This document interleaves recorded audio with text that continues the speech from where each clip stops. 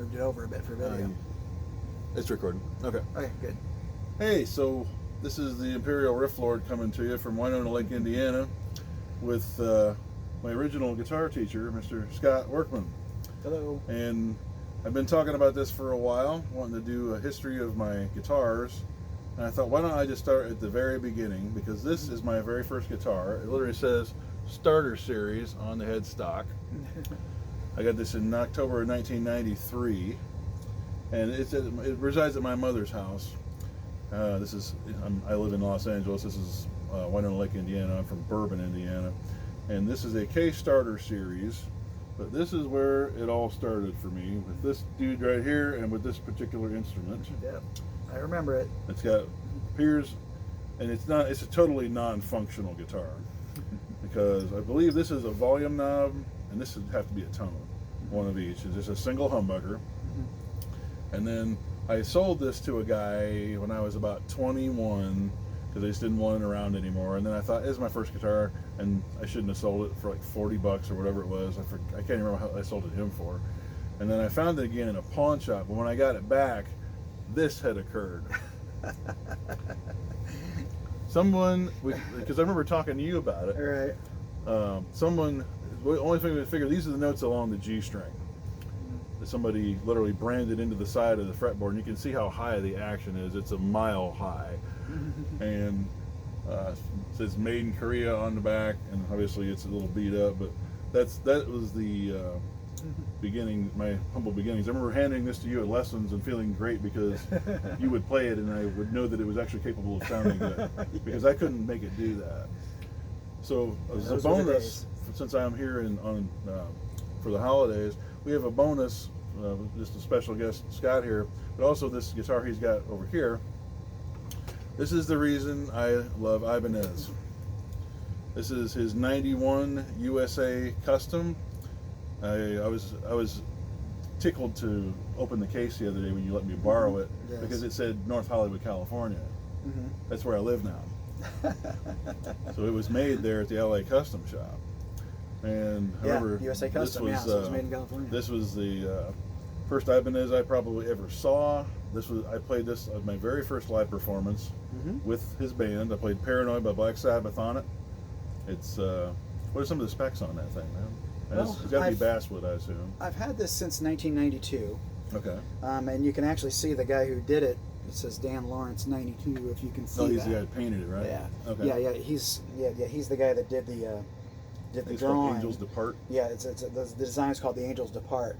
And I actually saw this. I was teaching at Butterfly Music in Warsaw at the time, and this guitar, Ibanez was hot at that time. It was it was the early 90s, and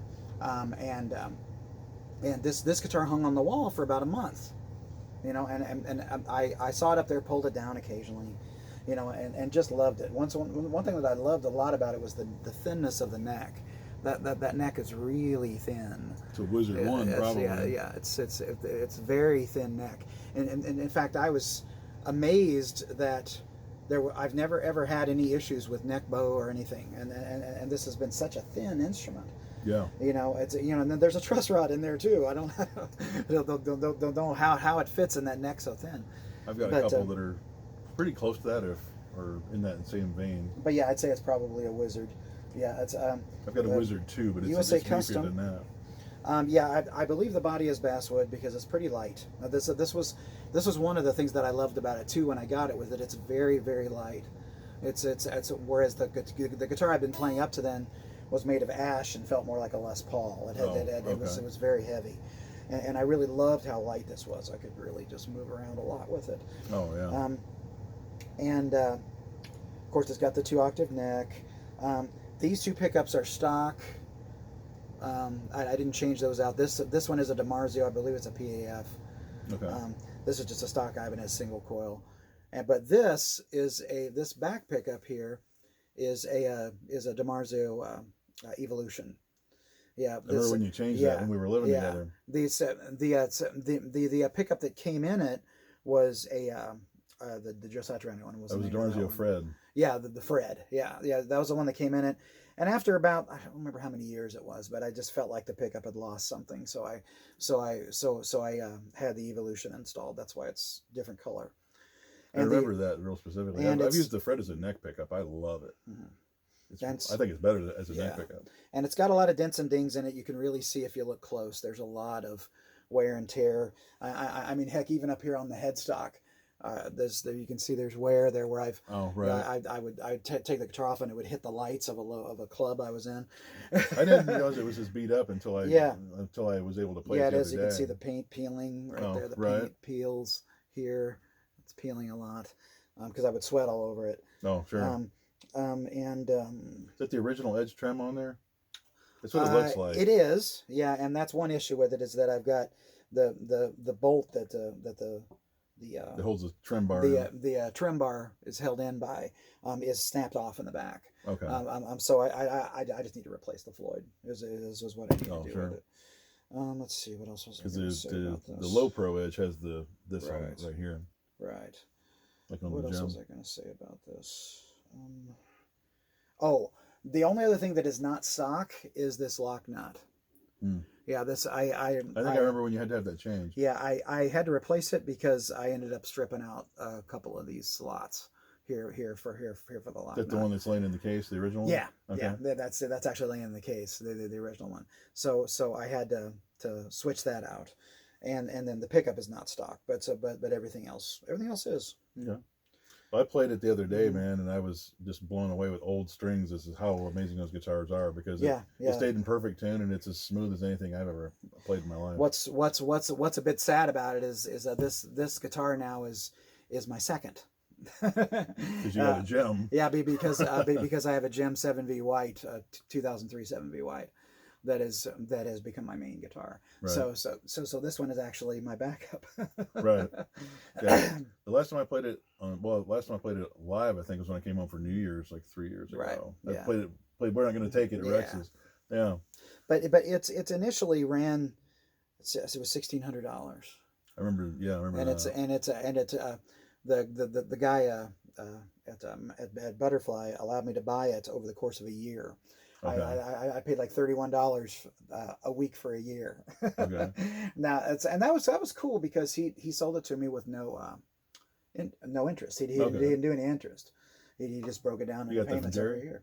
Yeah, it was from Jerry. Okay. Yeah, and I also got my gem from him too. Okay. Yeah, I got mine from him too. Yeah. So yeah, that's it. That's and like Seth says, this guitar has a lot of history. This was my main guitar when I played with XS Force. I'd say for most of the time with XS Force, this was the guitar that I used. Yeah. And towards the end of XS Force, the last year or two, I had my gem. By that point. I remember that. But that was only in the last couple of years of year or so of the band. Yeah, this was my primary guitar throughout XS Force. So, but and this was the first one that Seth played on. Yeah, live. I had the solo worked out for Paranoid, and I was so nervous my fingers wouldn't get limbered up, and I had to improvise the whole thing, and I pulled it off just fine, and it was really cool. At Tamaleos in Syracuse. Tamaleos, yeah. And then it was just when I would get up and play with the band. Of course, you always have it with you. Yeah. Uh-huh. But I learned how to play live on that guitar, and then I didn't fall in love with Ibanez completely until like 2009 or 2010 when I went to GIT in Hollywood.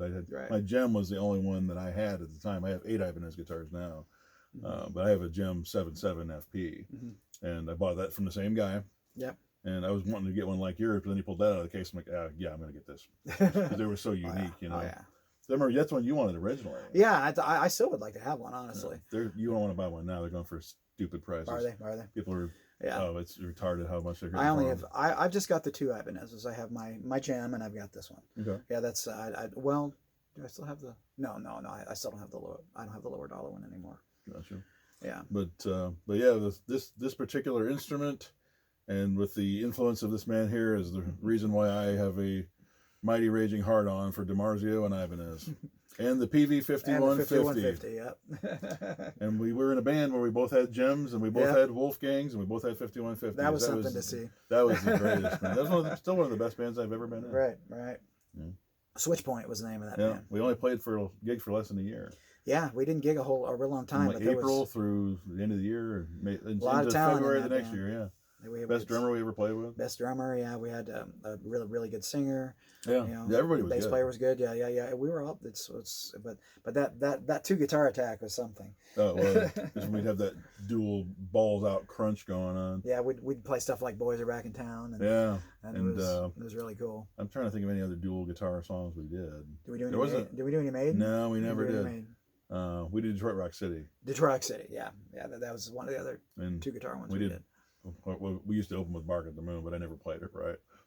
That's a hard song to play correctly. Yeah. That was one of your showcase songs. You had that one. I had "Flying High Again." Oh, yeah. That's right. Yeah. But yeah. So all my students are always asking, "What's the history of this guitar, or this, that, and the other?" And I was thinking about starting from the most recent guitar I got and going backwards. We're like, no, I'm starting at the beginning. So we've got the K Starter Series. You know, it's beat up and abused, whatever you can call glory. But you know, it's just cool to have it. Yes. And then we've got the 91 USA Custom, which actually. Oh, it's a 92. I think it's a 91 because the serial number on the back says F1, and that usually means that's what year it was made. No, maybe. Yeah, I always thought it was 92 because that's the date that's on this. Oh, okay, could be. Yeah, could be a 92, but it was made in 91 with 92 specs or something. Could like be. A car. You get a 2020, but it was made last year. Right.